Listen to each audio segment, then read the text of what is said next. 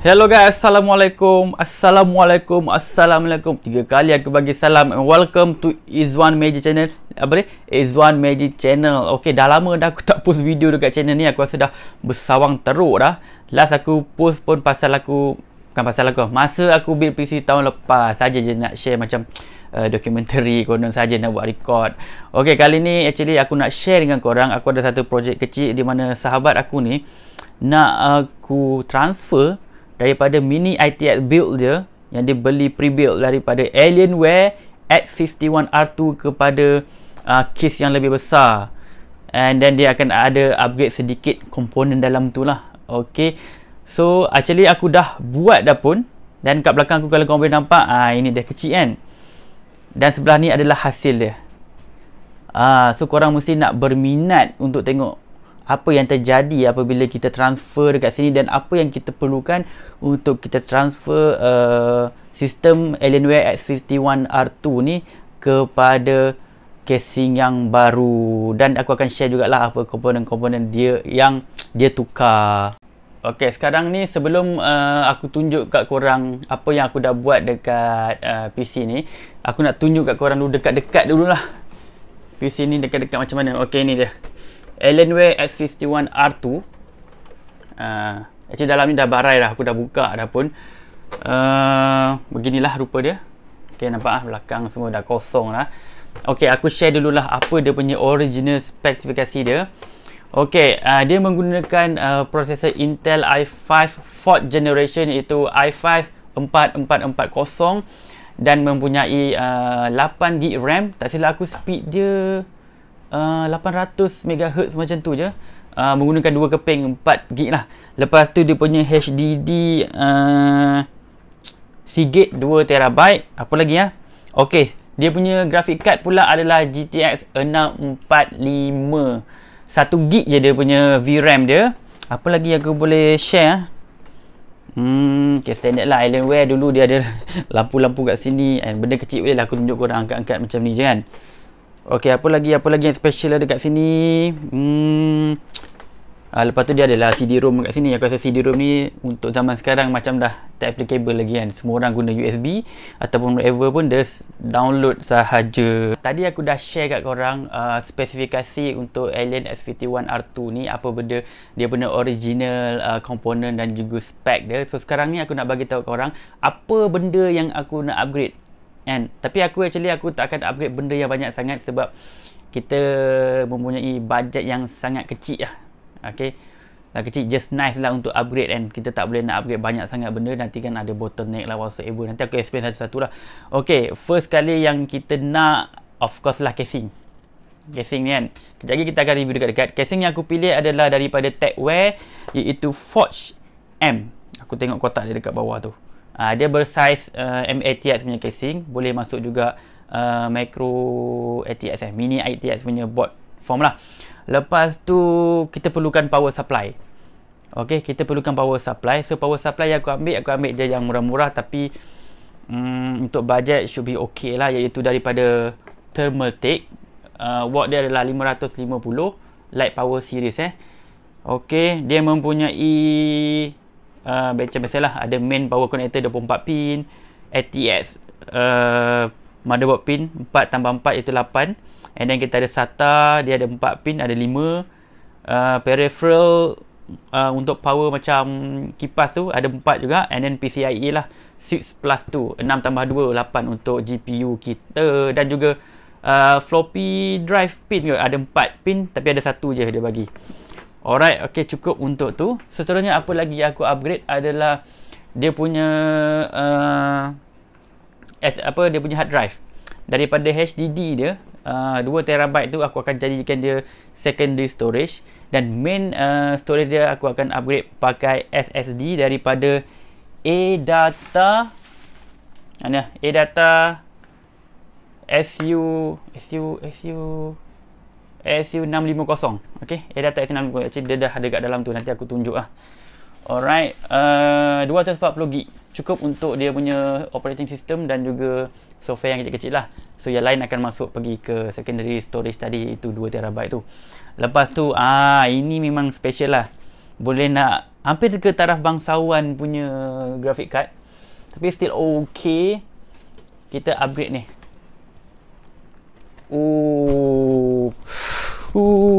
PC aku sendiri pun aku pakai GTX 1660 Ti kan, tapi member kita ni dia punya nak push ni, dia terus pakai RTX GeForce RTX 2060 Super daripada MSI, iaitu Ventus graphic card. Okay, OC edition, GP edition. Okay, ada dua kipas, so pilihan yang agak bagus.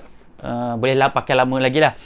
Okay, kenapa dia ambil yang GeForce RTX ni kan, compare dengan dia punya processor i5 4440 tu, mungkin korang akan kata bottleneck. Yes, memang akan bottleneck, tapi dia akan datang lah, dia akan upgrade motherboard dengan dia punya CPU lah. Okay, sekarang ni aku bagi tahu korang yang dia upgrade. Tadi tu power supply, graphic card dan juga RAM dan juga SSD. Aku dah cerita SSD apa tadi kan.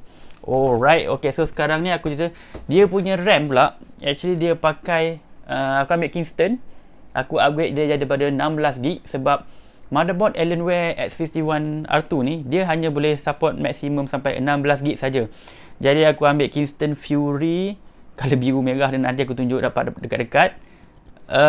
So 16GB lah, 8x2 sebab dia punya slot RAM pun ada 2. Dia punya motherboard memang comel hotel kecil gila. Lagi aku tunjuk. Sebelum kita beralih nak tengok barang dalam PC baru kita ni, casing baru kita ni, aku nak bagi tahu korang, actually dia nak hantar PC ni dekat aku asal niatnya kononnya nak format je lah kan. So bila aku cuba, dia kata dia punya PC ni dah lama gila tak on, memang buka memang berabuk apa semua lah. Aku buatlah troubleshoot satu-satu, kenapa tak boleh on ni. Rupa-rupanya dia punya RAM tu dah macam ada problem sikit lah. Actually tak ada problem sangat. Aku just buka. Mula-mula aku macam biasalah, kita akan guna pemadam. Aku gosok-gosok, pasang balik, tak boleh. Dia on, dia akan restart balik semula. Dia berpusing, pusing sampai situ ke sudah. So apa yang aku cuba buat pula, aku cuba cuci lagi RAM tu. Aku gunakan aku all swap. Aku sapu ke dua-dua RAM tu. Bila aku letak balik, yes, dia boleh on. Actually apa yang memeranjatkan aku, bila aku buka PC dia, ini dia benda yang tak jadi nak format. Bukan tak jadi nak format, nak jadi dia upgrade teracun teruk lah. Ini dia. Ok, ini adalah kipas CPU cooler stock dia. Bila aku buka, benda ni memang dah barai lah. Kau tengok ni, dia punya kaki ni semua dah patah. Ada 4 kaki ni semua dah patah. Aku tak tahu lah, ada orang cuba anda buka ke cuba something, memang dah patah 4-4. Dia punya thermal paste pun dah memang dah kering lah.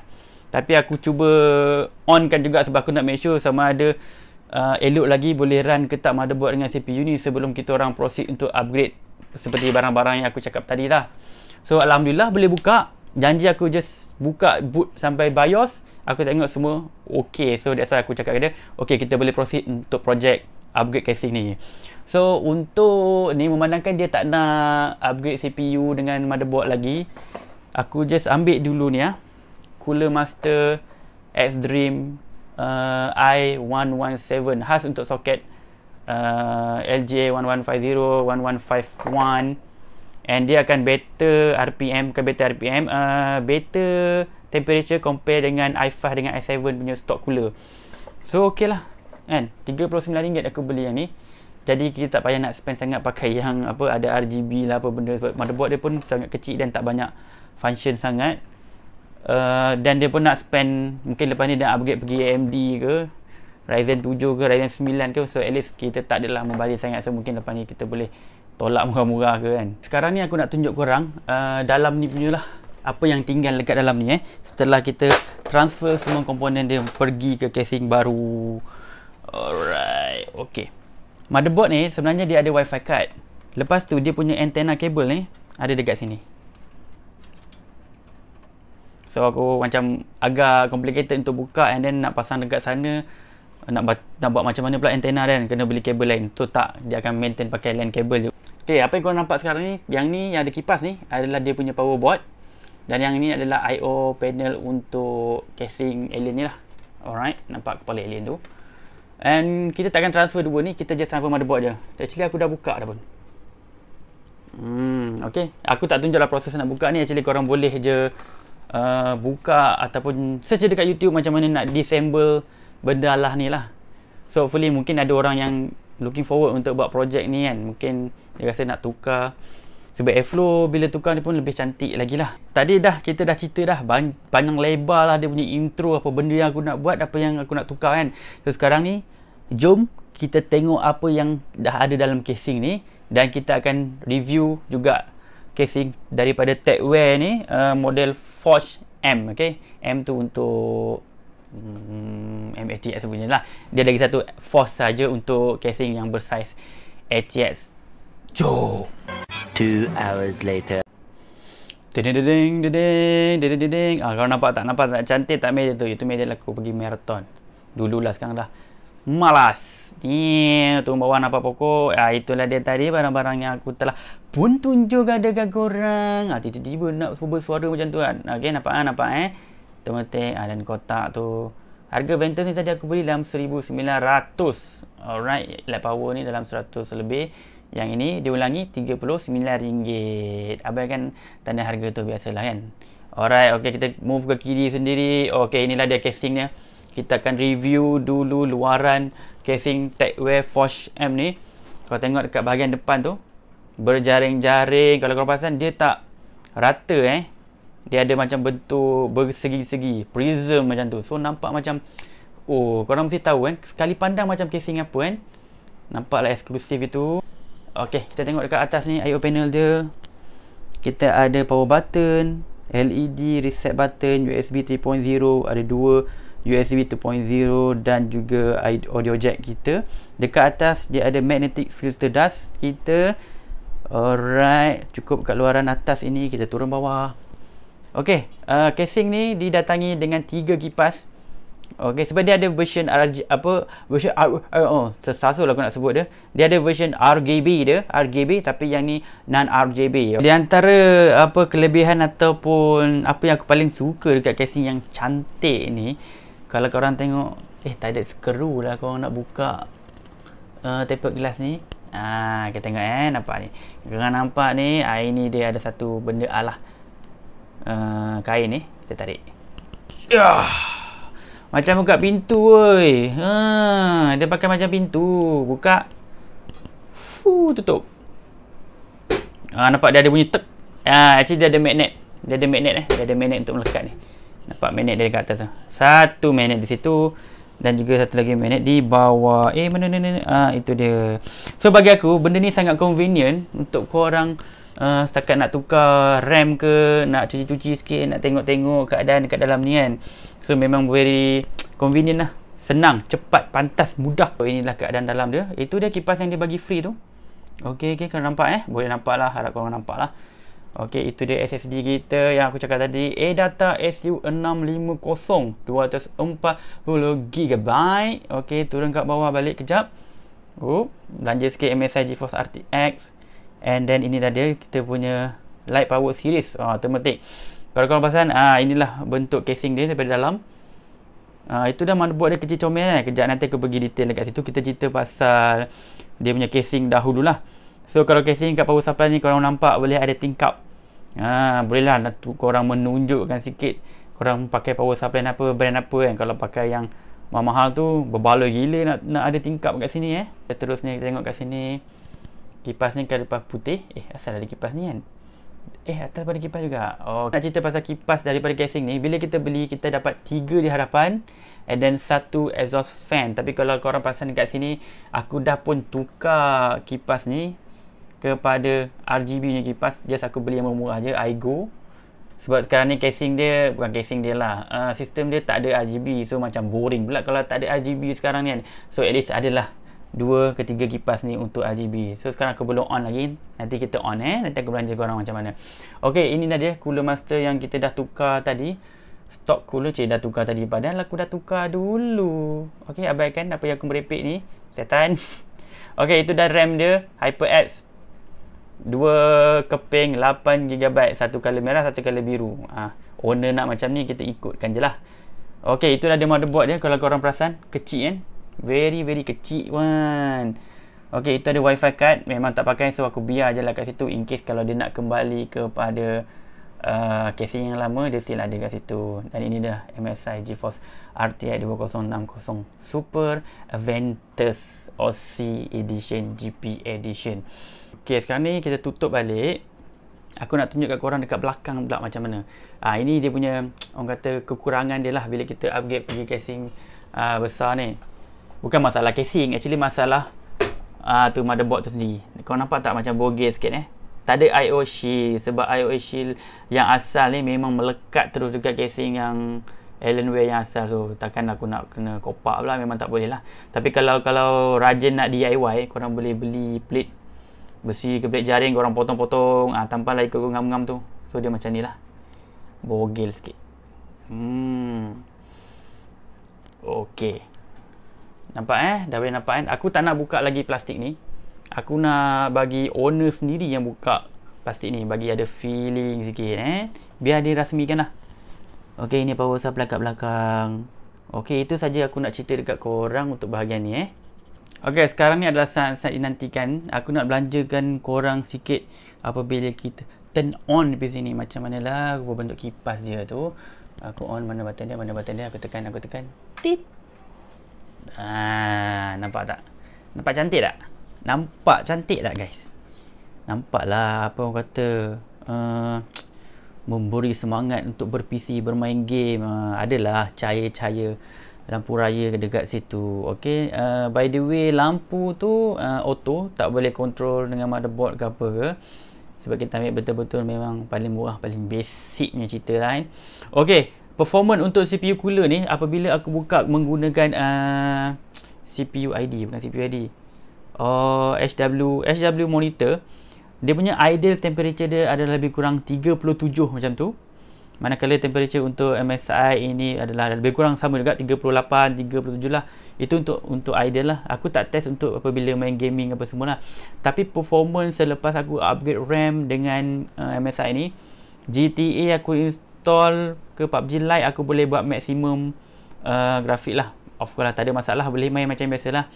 Cuma dia tak boleh buat multitasking lah sebab dia ada bottleneck dengan kita punya CPU lah, sebab almost 100% dia punya usage tu. So tak apa, itu update akan datang. Tapi kalau untuk main game, dah tak ada masalah lagi. Dia boleh enjoy, tak ada dah lag ke smooth tu. Aku tak adalah nak tunjuk kat korang berapa tinggi punya dia punya apa FPS apa semua tu kan. Tapi okay, no problem, tak ada masalah. GTA memang cantik. Aku tekan GTA sebab GTA je yang aku ada install.